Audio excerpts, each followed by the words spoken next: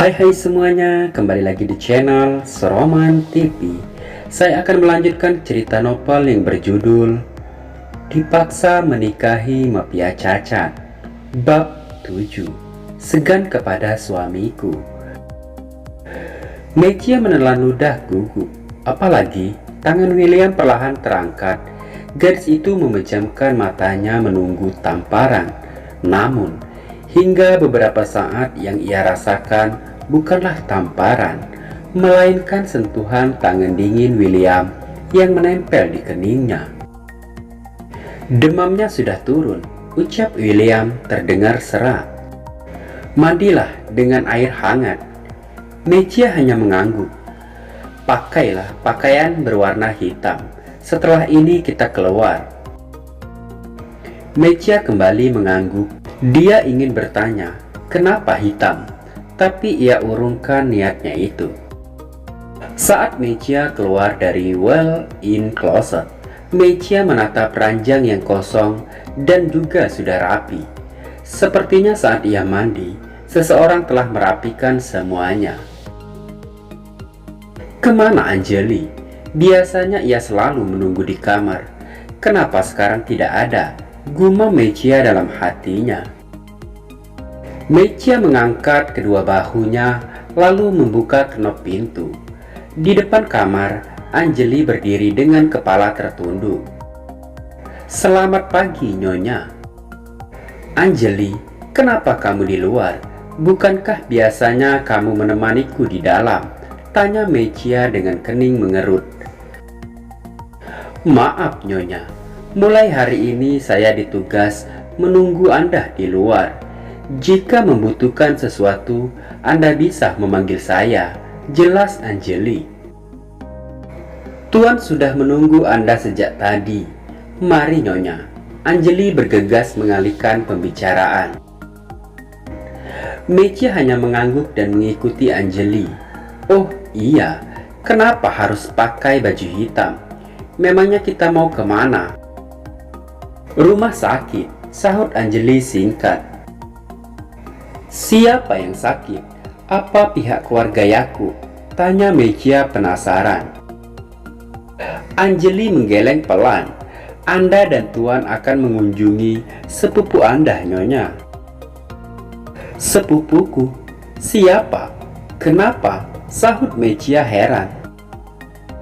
Sepupu tiri Anda, Nyonya, ucap Anjali. Maksud kamu? Nona Usi, ucap Mejia mengangkat sebelah alisnya.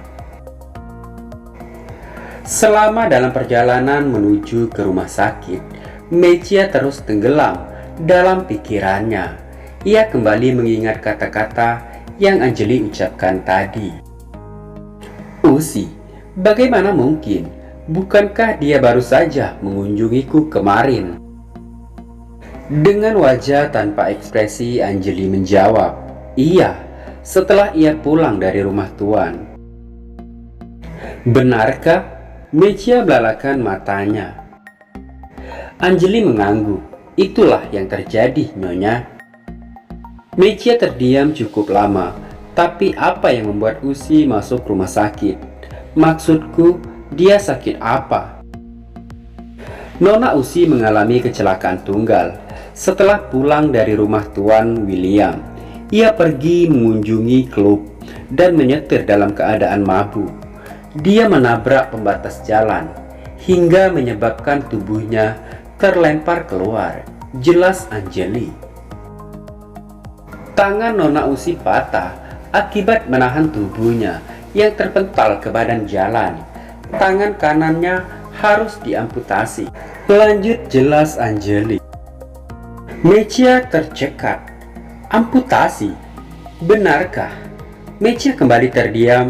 Malang sekali nasib Usi. Mungkin itu karma, karena menggunakan tangan kanannya untuk menyakitiku, pikir Mejia. Apa yang kau pikirkan? Suara William membuat Mejia terkejut. Hah? Apa?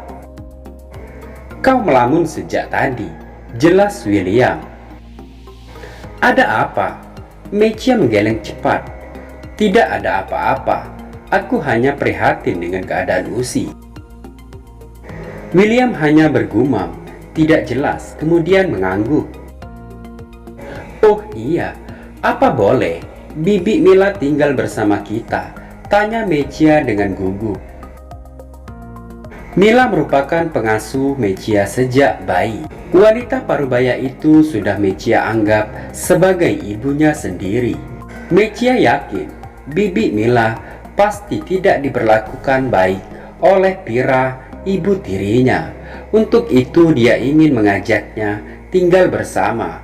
Semoga saja William mengizinkan. Akan aku pikirkan, jawab William setelah lama terdiam. Kita sudah sampai, Tuan, ucap Bricken. Pria itu lalu turun mengambil kursi roda William dari bagasi mobil. William turun dibantu oleh Bricken, sementara Mechia turun setelah merapikan cadar hitamnya. Cadar kali ini lebih panjang dari sebelumnya, bahkan sampai menutupi leher jenjang Mechia dan hanya mata indahnya saja. Mechia yang mengenakan gaun hitam berlengan panjang selutut terlihat sangat menawan.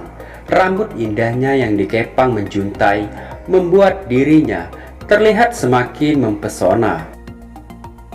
Biar aku yang mendorong. Mechia mengambil alih kursi roda William dari tangan Bricken. Tunjukkan saja jalannya, ucap Mechia. Bricken mengangguk lalu berjalan di depan mereka sebagai penunjuk arah, sementara di belakang mereka Anjali mengikuti dengan tenang. Suasana rumah sakit sedikit renggang, tidak seperti biasanya. Bahkan jalan yang dilewati hanya dilalui oleh beberapa perawat saja, tanpa ramai pasien apalagi pengunjung. Kedatangan Mechia dan William disambut oleh adik tiri Mechia, Zahra dan Pira. Begitu juga dengan kedua orang tua Usi, yaitu Jody dan Jessie, istrinya, serta beberapa kerabat lainnya dari pihak ibu tiri Mechia. Mereka semua terlihat terkejut mendapati kehadiran Mechia dan William, bahkan sampai terpaku menatap Mechia dan suaminya. Selamat siang, Tuan William Yakub. Josie bergegas menyapa William.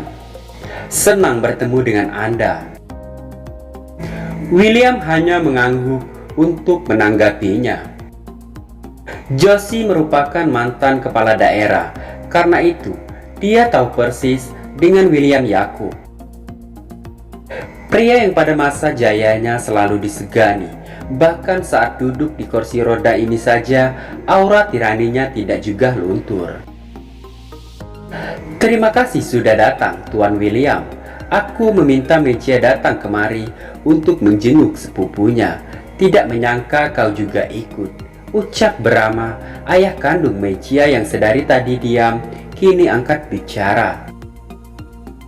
Meskipun sedikit canggung, Brahma tetap berusaha agar terlihat berwibawa di hadapan menantunya. William kembali mengangguk. Iya, dia istriku. Sepupunya adalah sepupuku juga, jawab William dingin. Brahma hanya tersenyum canggung, lalu ikut mengangguk. Dia tak menyapa putrinya sama sekali. Mechia yang mendengar percakapan mereka sedikit bisa memahami situasinya. Apalagi ia melihat tatapan tidak suka dari raut wajah Zahra dan Pira. Oh, jadi mereka sengaja mengundangku sendirian hanya untuk mencaciku. Untung saja suamiku peka, gumam Mechia dalam hatinya. Mechia sangat yakin jika tidak bersama William kesini, walaupun hanya bersama Anjali, pasti dicaci oleh mereka. Ada hal yang aneh pada Zahra, wajahnya terlihat ingin marah. Namun, di balik itu semua, ada perasaan takut juga ketika Zahra menatap William. Karena tidak ada menyapanya, Mechia pun juga enggan menyapa manusia kecil itu. Mari, "Ayo Tuan William masuk. Usi pasti senang Anda menjenguknya," ucap Jessie, ibu Usi. "Ah, ah, ah, ah." Ucapan Jessie terhenti saat mendengar suara jeritan dari dalam ruang rawat. Mereka semua bergegas masuk, begitu juga Mechia dan William. Di atas bangkar terlihat Usi menjerit tak karuan saat melihat perban yang melilit tangan kanannya. Gadis itu semakin histeri saat mendapati pergelangan tangannya buntung. "Kenapa dengan tanganku, Mom? Apa yang terjadi?" "Tenang sayang, tenang." Jessie ibunya mencoba menenangkan sang putri sambil mengusap kepala Usi. Di belakangnya Jody, ayahnya juga melakukan hal yang sama, kemudian menekan Nurse Cole untuk memanggil tenaga medis. Sementara Zahra, Pira, dan beberapa kerabat lainnya hanya menangis, merasa prihatin dengan keadaan Usi. Usi sendiri masih histeris. Ia tidak bisa menerima keadaannya. Bagaimana dia akan menjalani hari-harinya nanti? Siapa pria yang sudi menikah dengan gadis cacat seperti dirinya? Hingga saat tatapan Usi bertumpu pada satu titik, gadis itu tiba-tiba saja terdiam. Semua orang mengikuti menyerengit heran, kemudian mengikuti arah pandangan Usi, dan tatapan Usi terfokus pada Mechia. Usi yang sejak tadi tidak terima dengan keadaannya tiba-tiba diam 1000 bahasa, bahkan dia terlihat sangat ketakutan. Mechia mengendikkan bahunya, kemudian menyapa Usi. "Hai, apa kau baik-baik saja?" Usi hanya diam, ia pun tidak menjawab pertanyaan dari Mechia. "Ada apa Usi?" tanya Zahra terdengar sedikit tidak sabar. Namun, lagi dan lagi Usi hanya terdiam. Gadis itu terus menatap Mechia, lalu tangan kanannya begitu terus hingga tidak sadar air matanya mengalir. "Aku minta maaf Mechia," suara lirik Usi. "Untuk kesalahan yang mana?" Mechia mengangkat sebelah alisnya. Suara Mechia terdengar acuh, juga ada sarkasme dalam pertanyaan itu. Bukan tanpa alasan, Mechia bersikap seperti itu. "Semuanya," jawab Usi terbata-bata. Mechia mengangguk. Semoga kamu benar-benar tulus." "Oh iya Usi, ini suamiku William." Mechia memperkenalkan suaminya. "Sayang, dia Usi. Kemarin dia ke rumah kita, tapi kamu tidak ada," jelas Mechia pada William suaminya. Usi hanya mengangguk dengan senyum terpaksa. "Hai kakak ipar." William mengangguk.